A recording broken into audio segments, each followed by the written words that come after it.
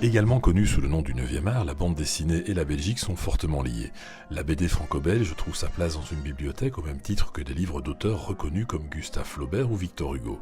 La BD a véritablement décollé après la Deuxième Guerre mondiale quand de nombreux magazines pour jeunes voient le jour comme le journal de Tintin, le journal de Spirou, tous les deux belges, ou alors Pilote ou Vaillant, journal français.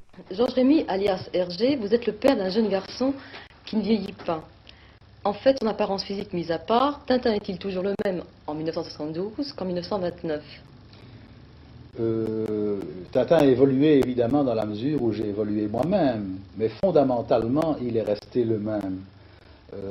Il est resté un petit boy scout et je crois que je suis resté un peu boy scout aussi.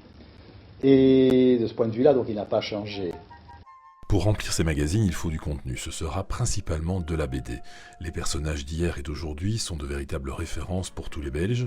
Black et Mortimer d'Edgar Jacobs, Lucky Luke de Maurice, Boule et Bill de Robat, Achille Talon de Greg, Bob et Bobette de Willy van der Steen, Gaston Lagaffe de Franquin. Il y a également tous les personnages de Jean Van Damme, dont Torgal, 13 et Largo Winch. Viens, on t'emmène avec nous. Ah oui, chouette. Vite, dépêche-toi. Viens au pays des schtroumpfs, les petits êtres bleus. Viens au pays des schtroumpfs, tout est merveilleux. Viens au pays des schtroumpfs, il existe un chemin. Et bien évidemment, ceux qui sont les plus connus à travers le monde entier, ce sont les Schtroumpfs. Avec leur langue inventée, les Schtroumpfs ont conquis des millions d'enfants à travers le monde. Outre en BD, on les retrouve au cinéma, en figurines et déclinés en merchandising en tout genre. On les appelle les Sumafu au Japon, les Langstelling en Chine, les Smurfs en néerlandais, les Puffy en italien, les Pitufo au Portugal et les Strumpar en Islande. On épinglera que, contrairement à ce que l'on pense parfois, Astérix n'est pas belge, mais français. Spirou, lui, a la double nationalité. Il est à la fois belge et français.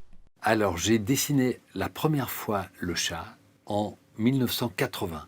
Autre fierté belge, le chat de Philippe Geluck, connu partout dans la francophonie. Philippe Geluck ne fait pas que dessiner, il a longtemps été le complice de Jacques Mercier sur la RTBF et chroniqueur régulier de la bande à Ruquier sur France 2, Europe 1 et RTL.